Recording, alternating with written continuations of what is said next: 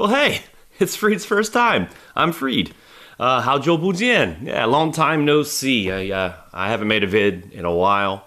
I guess the apathetic zeitgeist of late 2020 got to me too. I just didn't have it in me. But here we go. Gonna try it out again. Got a new setup. Gonna have a new style as well. Before, it was just me opening up a brand new bottle and tasting it for the first time and trying to make some sort of sense of what I was tasting and what I was drinking. And that just wasn't working. Wasn't working out. So I decided to take the old Bob Dylan approach and know my song well before I start singing. So let's just start over, shall we?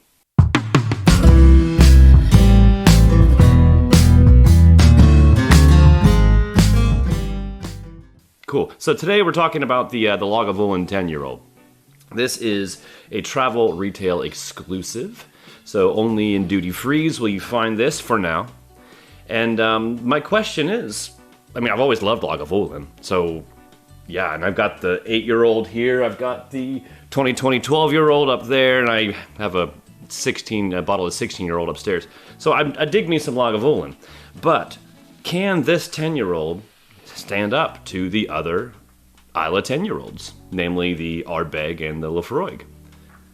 Do we have a new competitor? I mean, it's going to be difficult considering Ardbeg and Lafroig are well established as a go-to 10-year-old Islay. So is it too little too late for Lagavulin? Probably not, but we'll see. All right. So, like I said, this is travel retail exclusive, which kind of is a red flag for me. I've experienced a few of these travel retail pours, and they've always been just a little bit lacking. It's almost as if like the duty frees are like the Nielsen families of the whiskey world, that they're testing it out on them to see how well it does, and if they get some decent feedback or the whiskey starts to get some traction, then maybe they'll move it up to their core range. But so I wouldn't say that's one strike against it, but it's definitely not helping. So so this is aged in ex-bourbon barrels and rejuvenated oak barrels as well. So rejuvenated just means the inside of the barrel was scraped. It's been used, obviously. The inside of the barrel was scraped to expose new wood, and then it was either recharred or retoasted.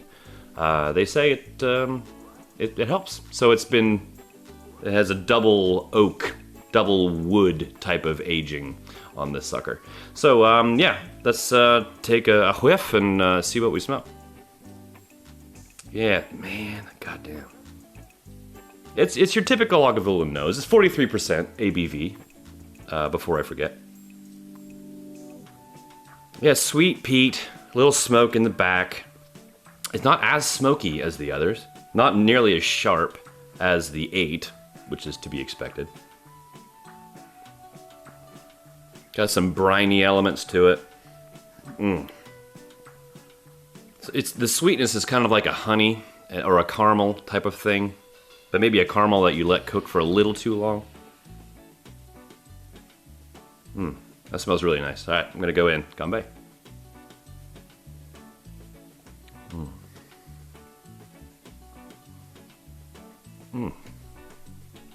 Ooh, baby boy. Yeah, well, I think we have a new fighter. This could be good. I mean, I'm not going to even bring up price because I live in Northeast China. Did I mention that? Either way, I do. And everything up here is secondary market. So even bringing up the price in my world would just be pointless. There's no point to it at all. But I will say what I paid for, I think it might be comparable to what at least the Ardbeg 10's going for. I think the Lafroig is, which I have here, and I have an extra Glen too, so maybe I can do an AB. This one I think is a little bit cheaper, and so yeah, it's amazing the flavor drifts. Not flavor drifts, that's not really the right word, but the flavor differences between these three, and they're all just side by side down in southeast Islay, I believe. And then they're all very distinctive flavors, and they're so close to one another. It's wild.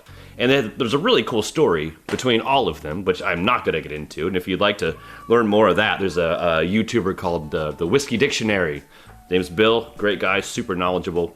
And if you want to check him out, he can teach you a thing or two for sure. And so yeah, I'm gonna go back in. Man, this is calling me.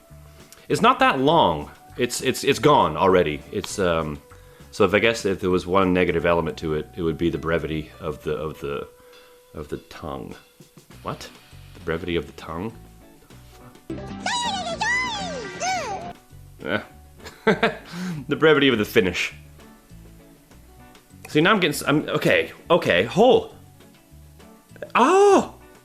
You know what? I was sitting here making my notes and I even made an actual, it's written right there. Talk about the minty element that a lot of people find in Lagavulins that I just can't seem to find. I mean, everyone says on the finish of the whiff and of the palate, you can get a bit of a mint note. And man, have I looked for it. I really have. And I don't know if I've just like blown out my nose trying to find it or whatever, but I've never found it until just now. Literally just now. And it was very ephemeral. It was very fleeting. It's gone. Yeah, it's gone now. But I found it. Maybe it's just the power of persuasion, but God, it smells nice. But I opened this a few weeks ago, and when I tasted it, it tasted really sharp and just not inviting and just not friendly at all. But that was the neck. And then I tasted it again around the shoulder, bink, and it seemed flat. Like to the point to where I thought maybe I put the stopper back incorrectly. It was so flat. And so I was kind of worried, but now it's delicious. It's very, very nice. So what does that mean? Does that mean that the bottle is just inconsistent? Possibly. Who knows? Does that mean that I'm just weird? Quite possibly. Who knows? But right now, this is nice. You can taste. It would be. Man, I wish it was at least 46 though. And that being said, being 43, I really do think. Well, I'll tell you what. I haven't seen anything online about them not chill filtering or adding color. So I think they do. Usually if you can't find anything, they're usually pretty honest about it and the transparency with that type of thing, and they use it as a point of pride. Like, hey, we don't chill filter, we don't add coloring, yeah boy, but nothing. But if I'm wrong, please tell me. I would love to be wrong, absolutely. So the chances are that they're adding E150 and chill filtering this, which, you know, whatever. E150, I got a thing about that.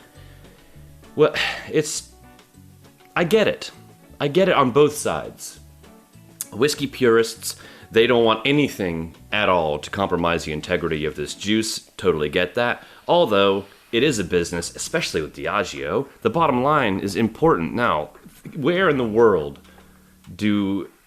is the most whiskey sold? It's in Asia. And in Asia, there are tons of fake goods, artificial things. Everywhere. I mean, name it. Eggs, fake cabbage. So sure enough, they're going to make fake whiskey. So if a bottle isn't consistent in color, that is just going to be an absolute red flag to the Asian consumer. They're going to be like, okay, well, that's obviously fake because I don't remember my whiskey being that color last time. So they're going to run away. They're going to run to the hills, Iron Maiden. So having a consistency and a continuity with the color, I get it. I totally get it. It makes sense.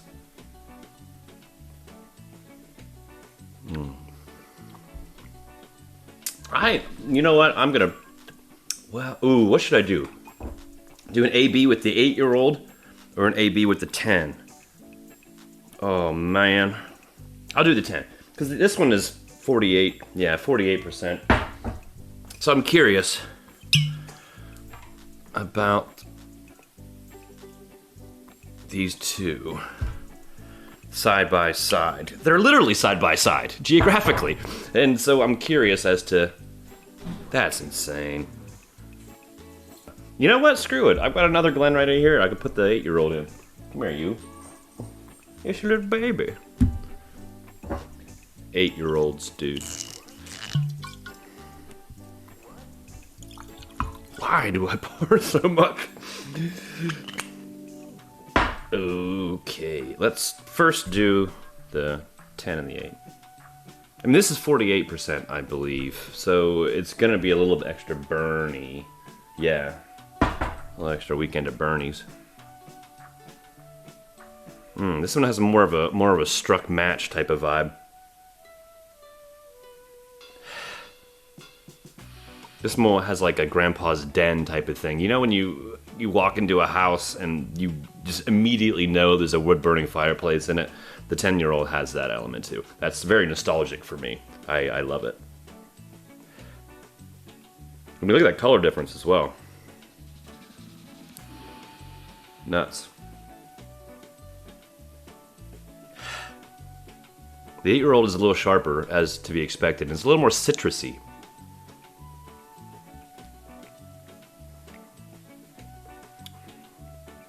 Ooh, yeah. Man, see, I dig that higher ABV. I really, really do. I wish the 10-year-old would at least be 46, excuse me. 56? Hell yeah, 46.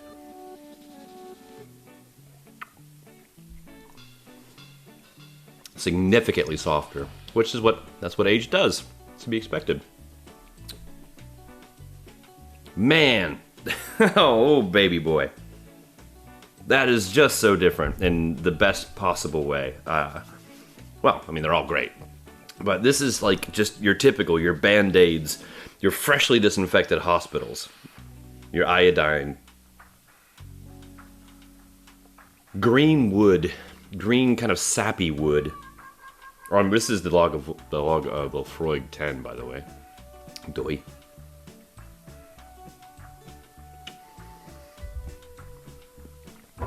Which is only 40%, unfortunately.